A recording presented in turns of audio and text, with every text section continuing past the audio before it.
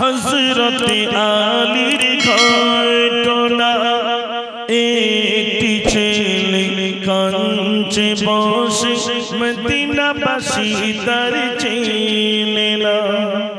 একটি ঘটনা বলি শোনো না, হযরতে আলীর ঘটনা।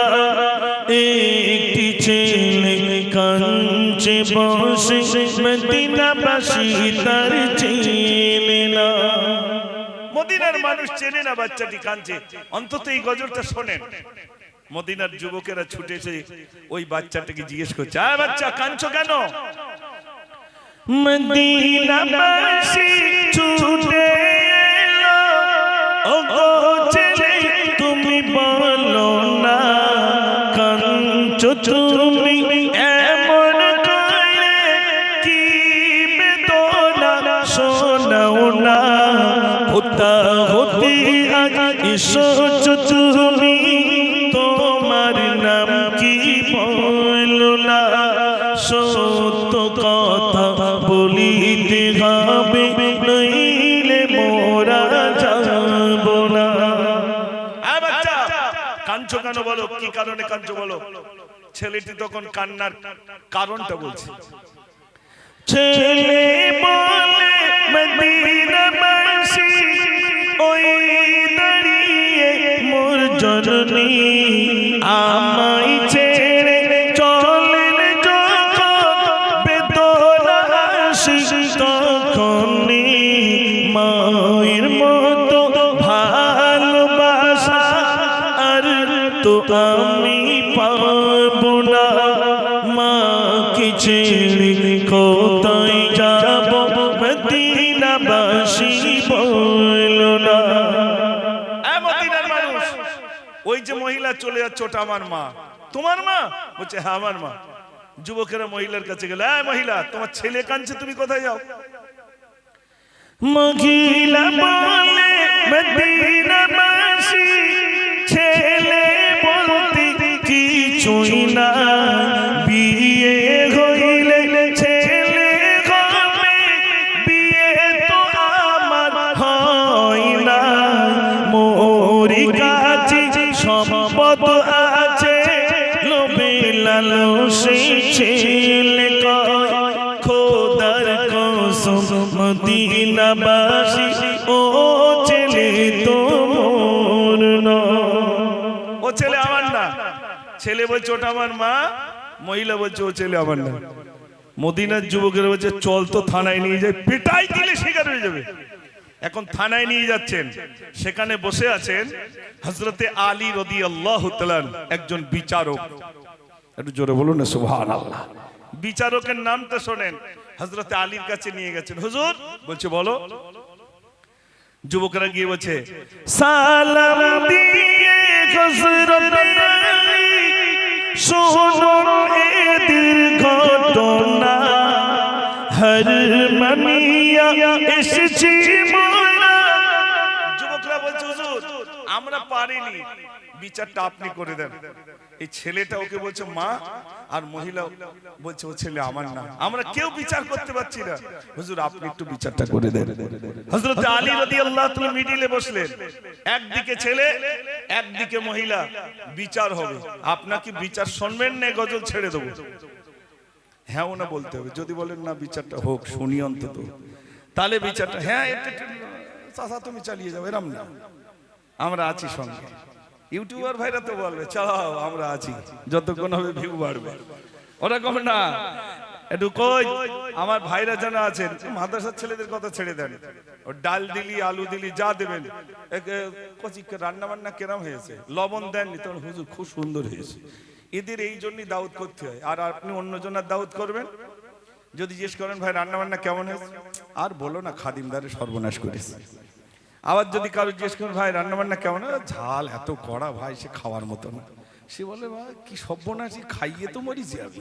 আর এই মাদ্রাসার ছেলেদের একদিন দাওয়াত করে খাওয়াবেন, এই এতগুলো ছেলের একদিন খেতে দেবেন, জিজ্ঞেস করেন কচি লবণ দেবেন না দিয়ে খাওয়াবেন, কচি রান্না বান্না কেমন হয়েছে, চাচা আলহামদুলিল্লাহ খুব সুন্দর হয়েছে।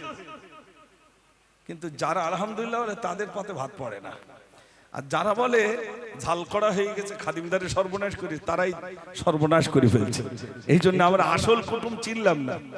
আসল কুটুম কারা আমরা চিনলাম না।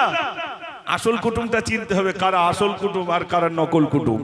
তা আমি গজলটা বলছিলাম, ছেলে বলছে ওটা আমার মা, মহিলা বলছে ও ছেলে আমার না। হযরত আলী মিডিলে বসলেন, একদিকে ছেলে একদিকে মহিলা।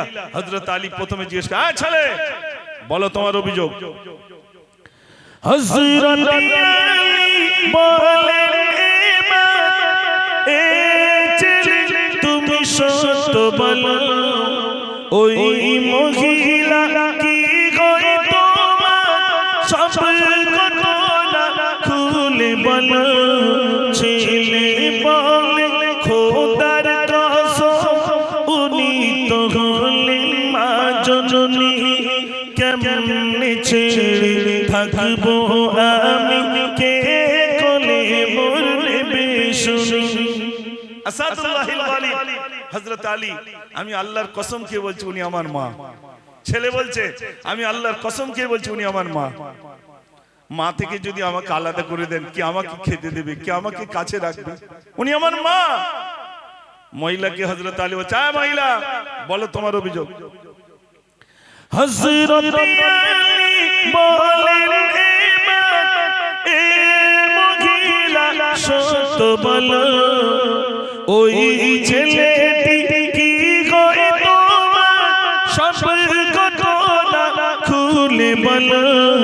মহিলা বলে খোদার কসম ও ছেলে তো আমার না, বাচ্চা হবে কেমনে বুঝি, বিয়ে তো আমার হলো না।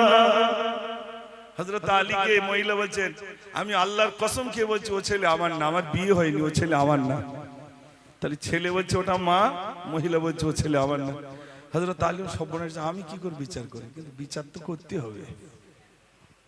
আমি শুধু চিন্তা করছি আপনার বিচার শুনবেন না মনে হয়। এই পর্যন্ত থাক নাকি বাবু, বিচারটা শুনবে? বাবু বলছে সবাই বিচারটা শুনবে, কাল কিন্তু মনে মনে হবে, টেনশন হবে। তাই তো ছেলেটা কার হলো? আরে হযরত আলী রাদিয়াল্লাহু তাআলা আবার বলছে, আয় ছেলে তুমি সত্য বলছো? আল্লাহর কসম কে বলছো উনি আমার মা। হ্যাঁ মহিলা তুমি সত্য বলছো? বলছে আল্লাহর কসম কে বলছি ও ছেলে আমার না। এও কসম খায়, ও কসম খায়। হযরত আলী রাদিয়াল্লাহু তাআলা 2 মিনিট চুপটি করে এবার বলছেন, শোনো বাবা। ছেলেটাকে ডাকলেন, শোনো বাবা।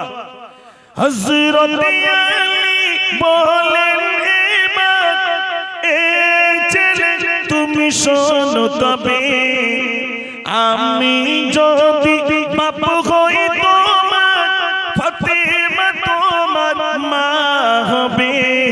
কান্না তুমি বন্ধ করে বলো তো তুমি রাজি হবে। হাসান হোসেন ভাইজান হয়ে সঙ্গী হয়ে খেলতে রবে। বাবা আমি আলী যদি তোমার আব্বা হই, ফাতেমা যদি তোমার মা হয়, হাসান আর হুসাইন যদি তোমার ভাই হয়, তোমার কোনো দুঃখ আছে? ছেলেটার বললেন।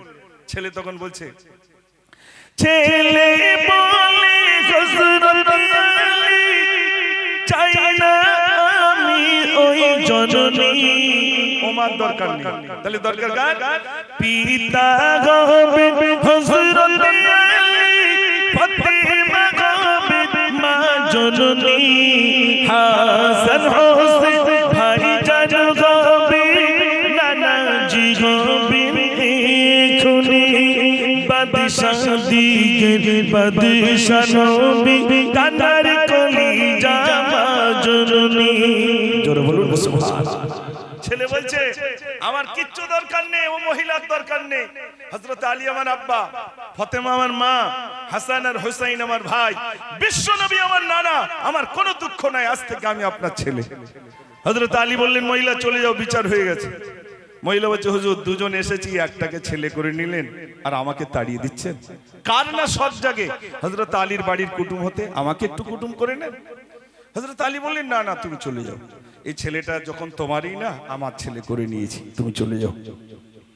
মহিলা বারবার বলছে, হুজুর আমাকে একটু আপনার বাড়ির কুটুম করে নেন, ওটা ছেলে করে নিয়েছেন, তাহলে আমাকে একটা কিছু করে নেন। হযরত আলী বললেন, তাহলে এক কাজ করো, তুমি যখন আমার বাড়ির কুটুম হতে চাও, এই মাত্র যে ছেলেটাকে আমি ছেলে করে নিলাম, ওই ছেলেটির সঙ্গে তোমাকে বিয়ে দেবো, বিয়ে দিয়ে পুত্রবধূ অর্থাৎ বৌমা করে আমার বাড়িতে আনবো। তুমি রাজি আছো? মহিলা বললেন আসাদুল্লাহিল গালিব, হযরত আলী, ওই ছেলেটির সঙ্গে যদি আমার বিয়ে হয়ে যায়, তাহলে হযরত আলী হবেন আমার শ্বশুর, ফাতেমা হবেন আমার শাশুড়ি, হাসান আপনার ফাতেমা হবেন আমার শাশুড়ি, দুঃখ আমার থাকে না। তাই বলুন, সন্তানের সঙ্গে কি মায়ের কোনোদিন বিয়ে হয়? এই এতক্ষণ কেন বলেছিলে ছেলে আমার না?